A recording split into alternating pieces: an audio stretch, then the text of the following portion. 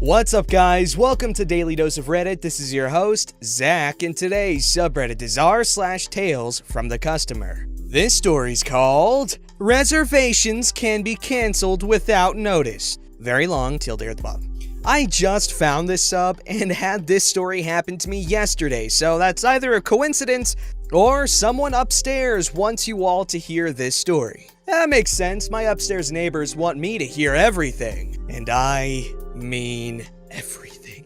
Anyway, I am traveling with my family for the holidays, and we land in a small tropical island off the coast of Africa at around 10 in the morning. On the flight and the bus afterwards, from the plane to the terminal, there were no gates. There was a group of about 10 rowdy people. They were singing, screaming across the plane to each other, not listening to the flight attendant's instructions to sit down when we were landing, etc. It was annoying, but whatever. They are on vacation too and just having fun. We get through a very lax customs and go to find our rental car. We had rented a Toyota RAV4 for $30 a day, a car that would do well in the low infrastructure area that we are. The employee takes us to the car, and it's some model I have never even heard of.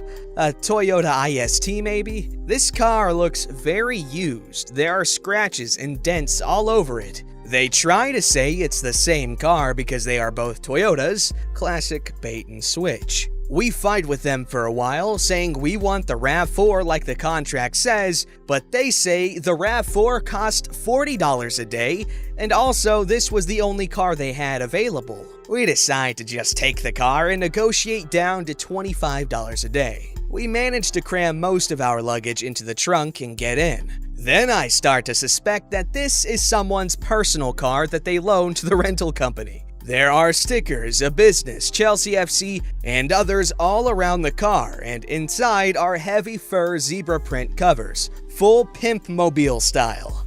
We go to buckle in, and lo and behold, one of the seat belts doesn't have a corresponding spot to clip in. The rental car employee tells us to just use the spot to clip in the center buckle, but as anyone who has ever tried to do that before knows, it doesn't fit. We are just about ready to walk away and either rent a car from a different company or take the $100 taxi we were trying to avoid when, in a last-ditch effort, my dad reaches underneath the seat cushion and was able to locate the clip in part and feed it up, so we are off to the hotel. We drive about an hour, and the roads are bad but not unbearable, and we get to the town where our hotel is. We don't have a physical address, but it wouldn't really have helped anyways, as there were no street signs or house numbers. We turn onto a road, and dirt road doesn't do it justice. This road has random rocks, hills, and divots, making it nearly impassable. The car we had incredibly low clearance before we loaded it with 4 people and all our luggage. I think the RAV4 would have had trouble on this road. Going through this road, we scraped the bottom of the car so many times I lost count. We got to where we thought the hotel was, but didn't see it. We stop and ask some employee of another hotel if they knew where it was, and they told us it was right around the corner. We drive around a little more to no avail, when my mom is led there on foot by a very nice local woman. It turns out that the same building we had seen the employees come out of was in fact our hotel, even though it had signage by another name. Here is where everything really starts getting stressful. I know, right? We try to check in, but are told that we don't have a reservation. The way we got this hotel was through a large American bank's reward program. The bank booked the hotel through one of the major travel sites for us, and everything was already paid for. We show the confirmation email and tracking number to the hotel employee.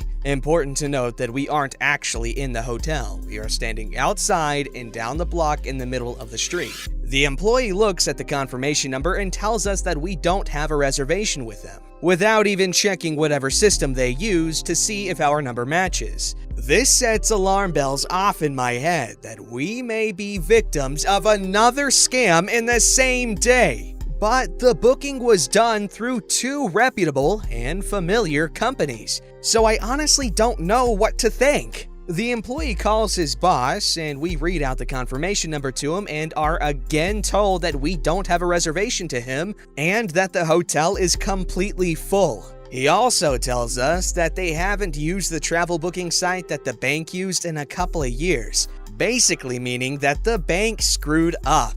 The boss then tells us to go to see him in person at his other hotel about a mile away. We ask if we can go into the hotel lobby so that we can call the bank and figure out what is going on, but are denied. We had previously bought a SIM card, so we set up a hotspot and used it to call the bank on our way to the other hotel. We start the call off with the typical trying to speak with a real person that comes with a multinational corporation, then a call center employee somewhere in India just following a script. We explain the situation, and the employee offers to try and find us another nearby hotel and transfer our reservation. If you aren't reading this the day I posted it, you don't realize that yesterday was New Year's Eve, so every hotel is completely full. As this call is going on, we are driving to the other hotel to see the owner, manager, supervisor in person. The road to get to this hotel is a little bit better than the last one, but not much. So some more scraping of the bottom of the car and a super bumpy ride. Again, no physical address and hard to locate,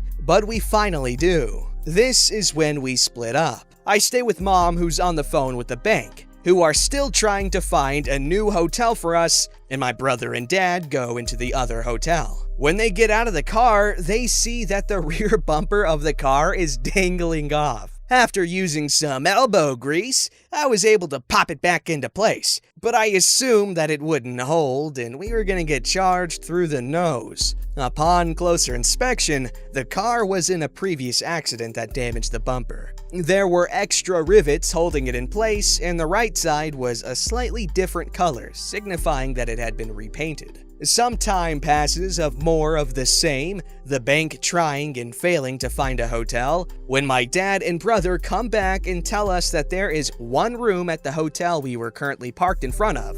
The owner was very nice and is gonna give us the room for the same price that we were paying at the other hotel. It's 4 p.m. and this is our only option, so we decide to take it. At this point, we try to escalate the call to the bank, get a supervisor, so that we can get a refund or some sort of compensation. The bank doesn't know we have found a hotel yet. We are put on hold thinking we are being transferred to a supervisor, but the same guy comes back and tells us he is going to check one more hotel. This happens 3 times, and we realize that the phone with the hotspot only has a tiny bit of battery left. So, through the power of going full Karen, we get to a supervisor, who also tries to book us a room multiple times. The supervisor then informs us that reservations are subject to change without notice. So at that point, it seemed like the bank was trying to cover its ass for leaving us stranded in a foreign country and was done dealing with us. We explain that we just want a refund and that the phone is about to run out of battery and that we'll figure out the night's lodging on our own. I don't remember exactly what was said, but it was some procedural nonsense that they needed to transfer us in order to process a refund. We told them again that the phone was about to die, so we would need to call them back later to issue a refund. Happy ending though. We got a room, even if it was very small for 4 people, and I am writing this while sitting on the beach. Luckily, the rest of our hotel reservations for the trip were made independently, although our flight home was also booked by the bank, but hopefully I won't have to make a part 2. I'm sure I left some stuff out, but this got super long and I apologize for that. Sorry if this isn't as crazy or interesting as some of the other stories on this sub, but this was recent and I just needed to tell this story somewhere. Oh my gosh, the freaking audacity of that freaking bank, man. That would be terrifying. Freaking going to a country with the assumption that your bank did its job and finding out that you might not have anywhere to freaking stay. Oh my goodness. Oh my gosh. Alright, this story's called I Get a Free Item Because of a Male Karen. Disclaimer, first time posting it on mobile. Characters. Lucy, my friend I was visiting for the day. Ezra. Me, that's a cool name. Ken. I'm not sure what the male equivalent of a Karen is, so we'll go with this. Ken is a good one. Molly. The cashier. Margaret. The supervisor and cashier. I drove a few hours to hang out with my friend Lucy and cosplay for the day. We went to a few thrift stores, one of which was where this story takes place. Lucy found a remarkable ball gown for an original character, and while waiting for someone to help her get it from the mannequin, I went in search of my own useful find. I found 2 fur-like fabrics that will be perfect for a Viking cosplay. Still deciding what to do with it. We met up at the front to wait in line with the appropriate 6 feet apart as per current rules. Whilst in line, Margaret mentioned how much her daughter loves Urza and Lucy and goes to the local conventions. Oh, this is fairy tale! We talked about how much we love the conventions, and that's actually where we met and became friends. Margaret arranged jewelry behind the counter so she could continue to talk to us while we waited. The people in front of us finally left after paying for their large amount of secondhand goods. Before Lucy and I could step up, Ken sashayed forward to the cashier. Okay, so I don't have a car, but I would like to make a donation. No problem, sir. You can take your donations around back near the garage door and we'll bring them in afterwards. No, that's not going to work. I don't have a vehicle and there's no way I'm carrying all of it that far. No way. Okay, well, when you have the items to drop off, you can bring them Monday through Saturday, 8 a.m. to 4 p.m., and we'll process them for you. Ken waving his hand dismissively.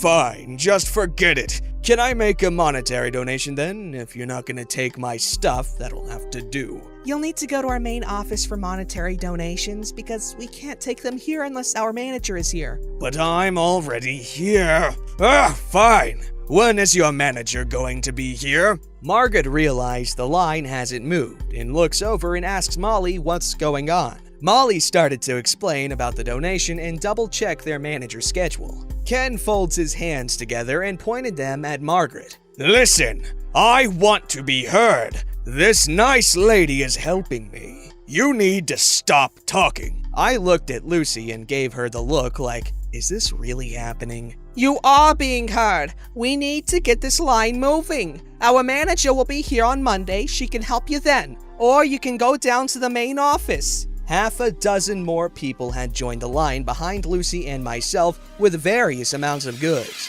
Are you a manager? 'Cause you look and sound like a manager. I'm wanting to make a donation, but apparently I can't today. I need you to take my donation. No, sir, I'm not a manager. I'm just the shift supervisor. At this point, I about lost it with his attitude and mannerisms. We had been waiting several minutes due to him cutting line. I whispered to Lucy, I don't remember what a male Karen is called. Do you? Lucy stifled a chuckle. No, but I wonder if he identifies as a Karen. We started laughing as quietly as we could manage, but every time he said manager or acted uppity, we would start giggling again. Ken glared at Margaret, then gave Lucy and I a confused look, before turning to Molly. Thank you for being nice. Now, who is your manager so I can give the donation? I'd rather not come back later. Molly tells him again about their manager not coming in till Monday, and only she could do anything because it was a different safe. Because he wasn't stopping and the line was growing, Margaret gestured for me to give her my items and she would open up another register. Ken to Molly, thank you for being a nice cashier. You should be the one in charge. He raises his voice and angles his head towards Margaret, instead of other rude people. That's sweet of you, but she knows a lot more about this stuff than I do. But here's a brochure with her email and a phone number for the home office. Well, I'll see you soon when I talk to the manager. He swaggers to the exit with his nose in the air. Molly wipes the counter for several minutes. As he was leaving, Lucy and I were talking to Margaret in hushed tones, trying to cheer her up. I've worked retail. Customers like that are very frustrating. Margaret nods, looking through my fabric. Yup, and nothing you say or do will ever be good enough. We can only hold a limited number of people in the store, so him holding up the line was completely uncalled for. I'm a dispatcher, and right now, this whole thing has brought out a lot of entitlement. Thank you for your service. It'll be $4. Thank you, ma'am, but there are 2 of them. I didn't see a second tag, so it's $4. She gave me a look indicating she knew. Understood, ma'am. I hand her the money. I hope I'll get to see you and your daughter at the next convention." Margaret nodded and started taking care of Lucy. She even gave Lucy the pair of gloves that was on the mannequin she originally said was separate. Molly asked for the next customer. Edit. Lucy and I were cosplaying from Fairy Tale. She was wearing casual cosplay for Lucy. I was wearing Ezra's clear heart clothing but replaced the wraps on the chest with a white tank top. That is badass. But anyway, it's nice to see a Karen, or a Ken, if you will, be so passionate about donations and charity that they are willing to act entitled about everything in their life.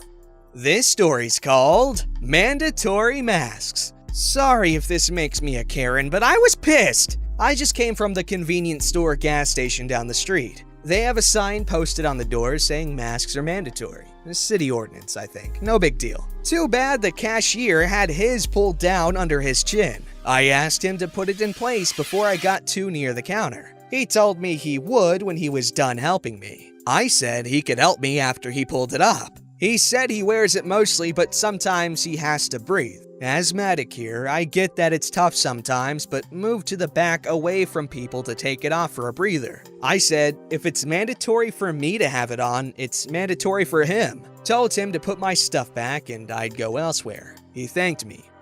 You know what? As long as they weren't really rude to the person, I feel like they acted responsibly. In my opinion, I wouldn't say it's right or wrong. I wouldn't tell on anyone really, be it management or police, unless they're doing something that's hurting or affecting other people in a negative way. Because then it's not only their problem, you get what I mean? Don't forget to like, subscribe, and hit that bell to never miss an episode.